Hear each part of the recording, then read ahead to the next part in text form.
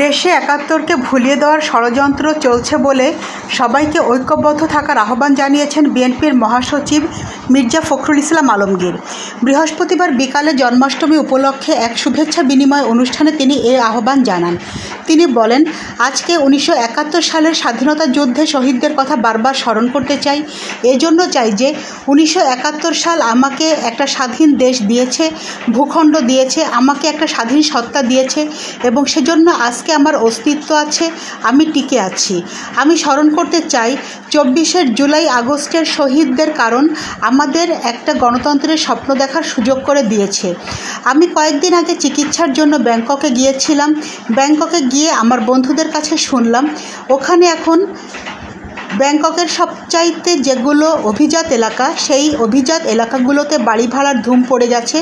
সেই বাড়িগুলো ভাড়া করছেন সমস্ত আওয়ামী লীগের বিতাড়িত নেতারা।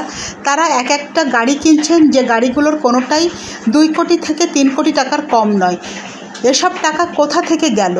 এদেশের সম্পদকে তারা পাচার করেছেন। বিএনপির মহাসচিব বলেন, এ দুইটা জিনিসই আমাদের মাথায় রাখতে হবে।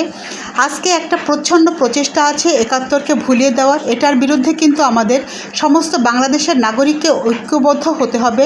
24 জুলাই আগস্ট যেভাবে সত্য, ঠিক একইভাবে সত্য 71-এর 9 মাসের মুক্তিযুদ্ধ। সেই মুক্তিযুদ্ধের ঘোষণা দিয়েছেন কে? শহীদ প্রেসিডেন্ট জিয়াউর রহমান, আমাদের দলের প্রতিষ্ঠাতা। মির্জা ফখরুল বলেন, আজকে একটা নতুন করে কথা উঠছে, ষড়যন্ত্র চলছে। বাংলাদেশে এখন এক ধরনের উগ্রবাদ মাথা চাড়া দিয়ে উঠেছে। এই উগ্রবাদকে মাথা চাড়া দিয়ে উঠতে দেওয়া যাবে না। এই উগ্রবাদ মাথা চাড়া দিয়ে উঠলে আমাদের বাংলাদেশের যে আত্মা, যে সোল, সেই অস্তিত্ব আমাদের রক্ষা পাবে না। এই কথাটা আমাদের সবাইকে মনে রাখতে হবে। তিনি বলেন, আমি একটা কথা আজকে এজন্য আরও বেশি করে বলছি, এইখানে আপনাদের সবাইকে বিভক্তি বিভাজনের রাজনীতি কেউ করবেন না। অতীতে যা হওয়ার হয়েছে।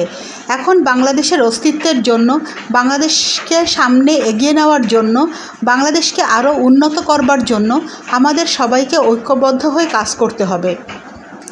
রমনার ইঞ্জিনিয়ার্স ইনস্টিটিউশন মিলনায়তনে বিএনপির উদ্যোগে জন্মাষ্টমী উপলক্ষে হিন্দু সম্প্রদায়ের সদস্যদের সম্মানে এ মতবিনিময় সভা অনুষ্ঠান হয়। বিকাল 4:15 লন্ডন থেকে দলের ভারপ্রাপ্ত চেয়ারম্যান তারেক রহমান ভার্চুয়ালি যুক্ত হলে হিন্দু সম্প্রদায়ের সদস্যরা উলুধ্বনি এবং ঢাকঢোল বাজিয়ে তাকে অভ্যর্থনা জানায় এবং তারেক রহমান হাত নেড়ে এ অভিবাদনের জবাব দেন। নয়নতারা নিউজ, ঢাকা।